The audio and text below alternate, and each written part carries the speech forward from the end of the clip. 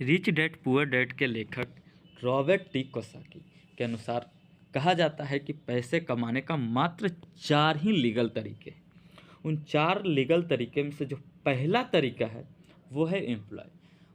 Employ कहे तो आप सब जानते ही होंगे, लेकिन थोड़ा सा हम बता देते हैं इसमें कि वैसा व्यक्ति जो सुबह ड्यूटी के लिए निकले और शाम को ड्यूटी करके घर आए। जैसे सरकारी जॉब हो गया, किसी भी प्रकार के ऑफिसर रेंज, या फिर कोई भी जॉब है, या फिर प्राइवेट जॉब हो गया। बहुत सारी कंपनियां हैं जो अपने अपने लिए लोगों को हायर करते हैं। वैसे लोग जो पढ़े लिखे होते हैं या डिग्री होल्डर होते हैं, या फिर कहे तो उनके पास अच्छी खासी नॉलेज होती है, ऐसे लोगों को हायर कर लेते हैं। उनको 8 घंटे 10 घंटे की ड्यूटी देते हैं और उसके बदले में कुछ चार्जेज देती है, उसे हम एम्प्लॉय कहते हैं। सेल्फ एम्प्लॉय की बात करते हैं तो वैसा व्यक्ति जो अपना कुछ करना चाहता है, जैसे कुटीर उद्योग हो गया, छोटा मोटा उद्योग, या फिर कहे तो होलसेलर खोल लेते हैं, या मेडिकल स्टोर खोल लेते हैं, या फिर किसी भी प्रकार का छोटा मोटा दुकान खोल लेते हैं, या कुछ और भी करते हैं। तो इस प्रकार के लोगों को सेल्फ एम्प्लॉय के कैटेगरी में रखा गया है। तीसरा कहें तो आते हैं बिजनेसमैन। वैसे लोग जो बड़े बड़े फैक्ट्रियां लगाती है, कंपनियां लगाती है, कहे बड़ी बड़ी फैक्ट्रियां कंपनियां लगाती है, मॉल खोलती है या स्टॉक मार्केटिंग करती है, बहुत बड़ी बड़ी कामें करती है, जिसके अंडर कम से कम 200 300 500 के टीम काम करते हैं, उन्हें बिजनेसमैन के रूप में माना जाता है। उसके बाद कहे तो बात आती है इन्वेस्टर की। I for investor. इन्वेस्टर वैसे लोग को कहते हैं जो सूद लगाते हैं। हम लोग गांव में छोटे छोटे सूदखोर के देखे होंगे कि 100 रुपये देते हैं और 50 उसमें से 12 रुपये कमीशन लेते हैं, उसी को सूदखोर बोलते हैं। ऐसे लोग जो तो छोटे रूप से कर रहे हैं, सेल्फ एम्प्लॉय के कैटेगरी में गए जाएंगे, लेकिन पूरे भारत में बहुत बड़े बड़े लोग हैं जो सिर्फ अपना पैसा को जमा करके रखे हैं और उसको सिर्फ कहीं ना कहीं इन्वेस्ट करते हैं और फिर वहाँ से इंटरेस्ट सहित अपना पैसा वापस लेते हैं। ऐसे लोग को इन्वेस्टर कहते हैं। अब बात करते हैं कि दुनिया में एम्प्लॉय और सेल्फ एम्प्लॉय की कितना वैल्यू है, दुनिया और बिजनेसमैन और इन्वेस्टर कितने प्रतिशत लोग हैं।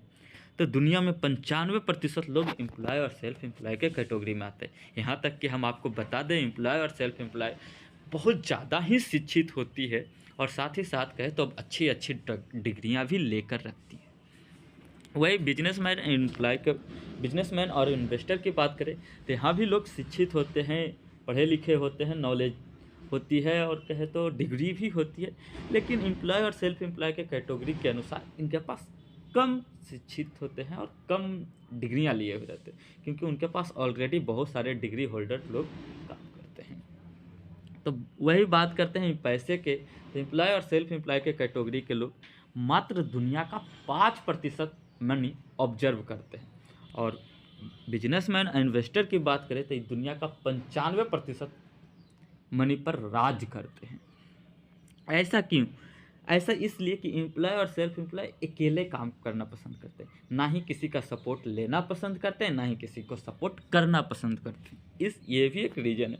दूसरा कहे कि इसी रीज़न के कारण उनका जो इनकम है लिमिट रहता है, और वही लिमिट इनकम होने के कारण एक्टिव होता है। जब वह ड्यूटी या फिर अपना बिजनेस के पर जाते हैं उनकी इनकम होती, नहीं जाते हैं तो उनका इनकम ऑफ रहती है। वही एम्प्लॉय और सेल्फ एम्प्लॉय की ये सेल्फ एम्प्लॉय और सेल्फ एम्प्लॉय की बातें थे। अब बिजनेसमैन इन्वेस्टर की बात करते हैं तो वो एक टीम में काम करती है।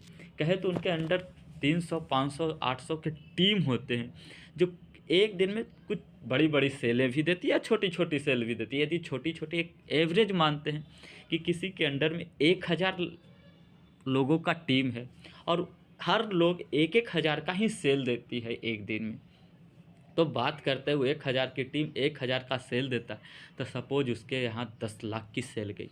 अब छोटी छोटी रकम मिला के कितनी बड़ी होती है। जैसे आप सुने होंगे कहावत में, बूंद बूंद से तालाब भरती है। ऐसे ही लोग ऐसे ही काम करते हैं बिजनेसमैन और इन्वेस्टर टीम बनाकर, और इसीलिए उनका जो इनकम होता है अनलिमिटेड हो जाता है, बहुत बड़ी बड़ी इनकम हो जाती है। और पैसे भी बहुत सारे बिजनेसमैन इन्वेस्टर बिजनेस को खड़ा कर देते हैं, इन्वेस्ट कर देते हैं, फिर वहाँ दिखते भी नहीं। इस प्रकार से उनकी इनकम आती रहती है। ये 4 काम हैं जो लीगल हैं, बाकी सरकार के सरकार के गाइडलाइंस के अनुसार आप पता कर लीजिएगा कौन कौन से काम लीगल है और कौन कौन से अनलीगल। धन्यवाद।